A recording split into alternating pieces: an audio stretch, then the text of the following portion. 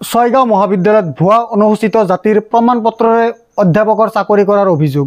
ছয়গাঁও মহাবিদ্যালয়ৰ গণিত বিভাগৰ অধ্যাপক ডাক্তৰ বিশ্বজিৎ দাসৰ বিৰুদ্ধে ভুৱা অনুসূচিত জাতিৰ প্ৰমাণপত্ৰৰে চাকৰি লোৱাৰ গুৰুতৰ অভিযোগ। আকৌ জনাব ওলাইছোঁ অল আছাম নিউজ 30 দৰ্শকসকলক, ছয়গাঁও মহাবিদ্যালয়ত ভুৱা অনুসূচিত জাতিৰ প্ৰমাণপত্ৰৰে অধ্যাপকৰ চাকৰি কৰাৰ অভিযোগ। ছয়গাঁও মহাবিদ্যালয়ৰ গণিত বিভাগৰ অধ্যক্ষ ডক্টৰ বিশ্বজিৎ দাসৰ বিৰুদ্ধে ভুৱা অনুসূচিত জাতিৰ প্ৰমাণপত্ৰৰে চাকৰি লোৱাৰ গুৰুতৰ অভিযোগ। অনুসূচিত জাতি যুৱ ছাত্ৰ পৰিষদে পোহৰলৈ আনে সমগ্ৰ জালিয়াতিৰ ঘটনা। অনুসূচিত জাতি যুৱ ছাত্ৰ পৰিষদৰ সভাপতি ৰুবুল দাসৰ নেতৃত্বত এটা দলে আজি ছয়গাঁও মহাবিদ্যালয়ত উপস্থিত হৈ বিশ্বজিৎ দাসৰ বিৰুদ্ধে ব্যৱস্থা গ্ৰহণৰ দাবীৰে মহাবিদ্যালয়ৰ অধ্যক্ষ ডক্টৰ নৱ কলিতাক সাক্ষাৎ কৰি শীঘ্ৰেই দাস বিৰুদ্ধে ব্যৱস্থা গ্ৰহণৰ দাবী উত্থাপন কৰে। মই আমাৰ তাৰমানে আগতে 1986তে আমাৰ দেউতাই উলিয়াইছে আৰু আমি যেতিয়া সৰু আছিলোঁ আমি আৰু গম নাপাওঁ কেতিয়া ওলাইছে। তাৰপিছত আৰু এই বস্তুটো আমাৰ লেণ্ড ডকুমেণ্টৰ ভিত্তিত ওলাইছে।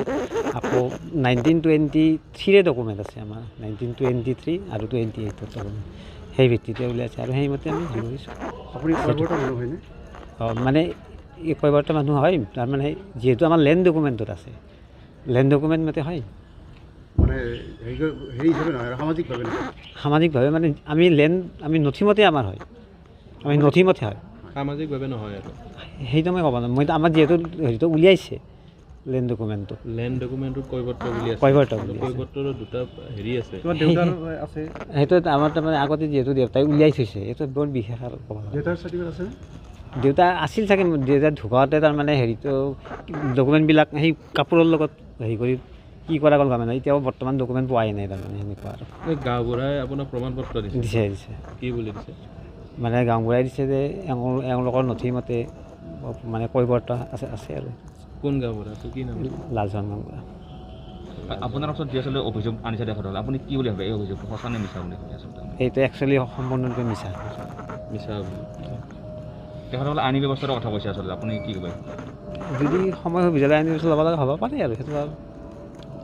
কলেজ কৰ্তৃপক্ষক তেওঁলোকে এসপ্তাহ সময় দিছে আমাৰ অধ্যক্ষ মহোদয়, এই ক্ষেত্ৰত কি ক'ব?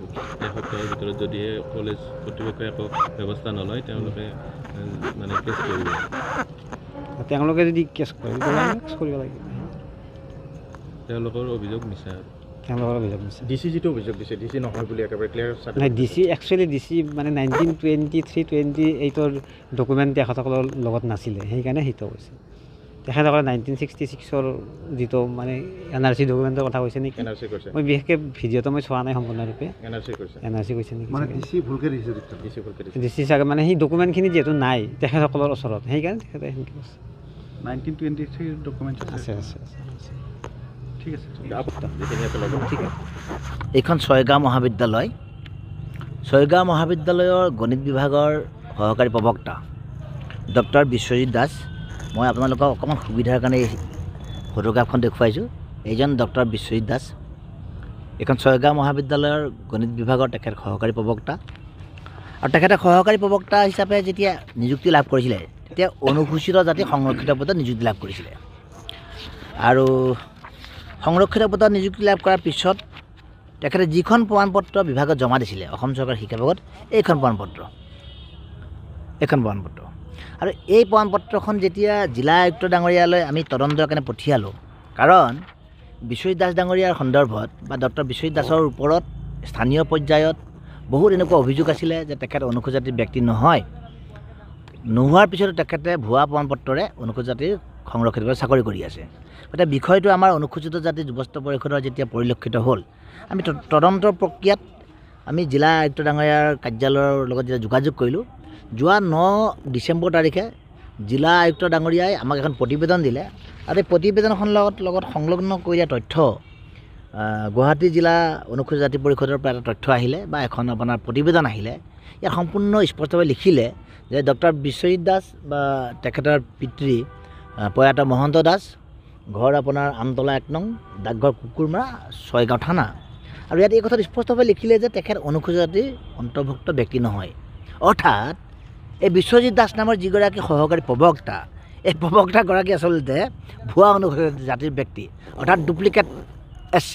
ডুপ্লিকেট SC মানুহ এটাই SCৰ সংৰক্ষিত পদত চাকৰি কৰি থকাটো কিমান ডাঙৰ অক্ষমনীয় অপৰাধ চাওকচোন আপোনালোকে।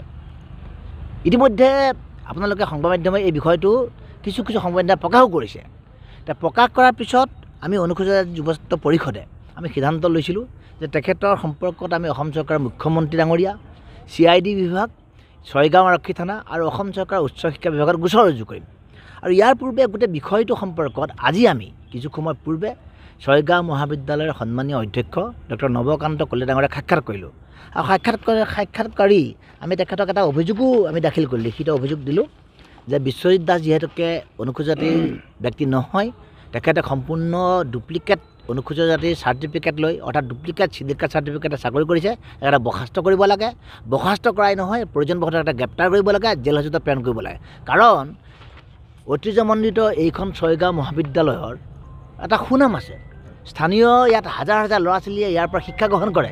আৰু এনেকুৱা যে নিজেই 2 নম্বৰী পন্থাৰ চাকৰি লাভ কৰা এজন সহকাৰী প্ৰবক্তাই ছাত্ৰ ছাত্ৰীক কি শিক্ষা দিব কওকচোন? তেওঁলোকেতো কেতিয়াও নিশ্চয় নীতি শিক্ষা খুব ভালদৰে দিব নোৱাৰে।